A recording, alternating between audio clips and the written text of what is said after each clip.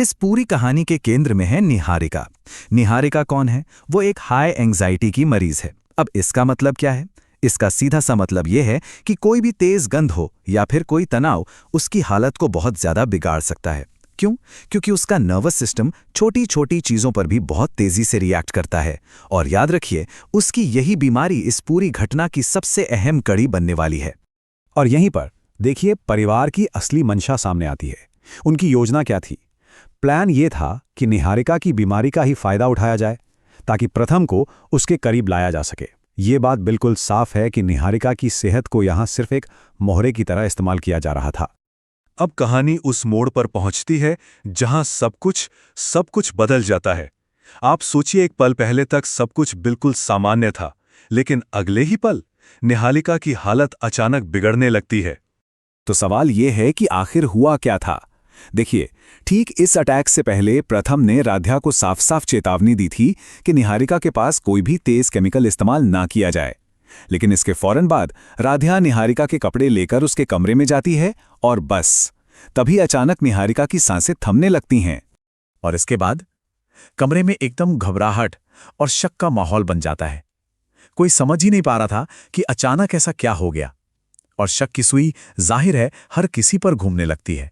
परिवार के इसी कंफ्यूजन और डर के बीच डॉक्टर का आना कहानी में एक बहुत बड़ा मोड़ ले आता है। अब असली सवाल सिर्फ एक था, इस जानलेवा दौरे की वजह आखिर थी क्या? तो सबसे बड़ा सवाल यही था, क्या ये सिर्फ एक एंग्जाइटी अटैक था या फिर इसके पीछे कोई और ही वजह छिपी हुई थी?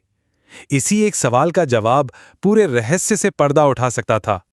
अच्छा, अब आगे बढ़ने से पहले ये जानना बहुत जरूरी है कि एसीटोन आखिर है क्या। देखिए, ये वही तेज गंध वाला केमिकल है जो आमतौर पर नेल पेंट रिमूवर में होता है, और इसकी यही तेज गंध निहारिका जैसे हाई एंजाइटी के मरीजों के लिए एक बहुत ही खतरनाक ट्रिगर बन सकती है। एक ऐसा ट्रिगर जो सीधे पैनिक अटैक को जन्म दे सकता है। और बस यहीं पे वो सुराग मिलता है जो पूरी कहानी का रुख मोड़ देता है।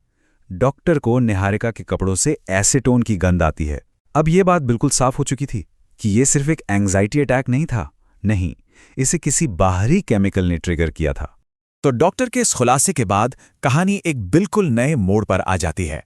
अब विज्ञान थोड़ा पीछे रह जाता है और इंसानी ड्रामा आगे आ जाता है। परिवार के निशाने पर अब एक मुख्य संदिग्ध था, और टकराव वो तो होना ही था। तो शक की सुई राध्या पर क्यों थी? जरा देखिए, सारे सबूत सीधे सीधे राध्या के खिलाफ जा रहे थे। पहली बात, उसने हाल ही में नेल पेंट रिमूवल लिया था। दूसरी, वो निहारिका के कपड़ों के पास जाने वाली आखिरी इंसान थी। और सबसे जरूरी बात, उसे चेतावनी भी दी गई थी। मतलब शक करने की हर वजह मौजूद थी। और यहीं पर कहानी के दो पहलू सामने आते हैं।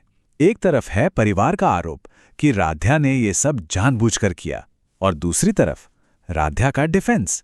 उसका कहना है कि उसने रिमूवर का इस्तेमाल तो किया था, लेकिन दरवाजे पर लगे दाग को साफ करने के लिए, और उसने बाद में अपने हाथ भी अच्छी तरह धोए थे।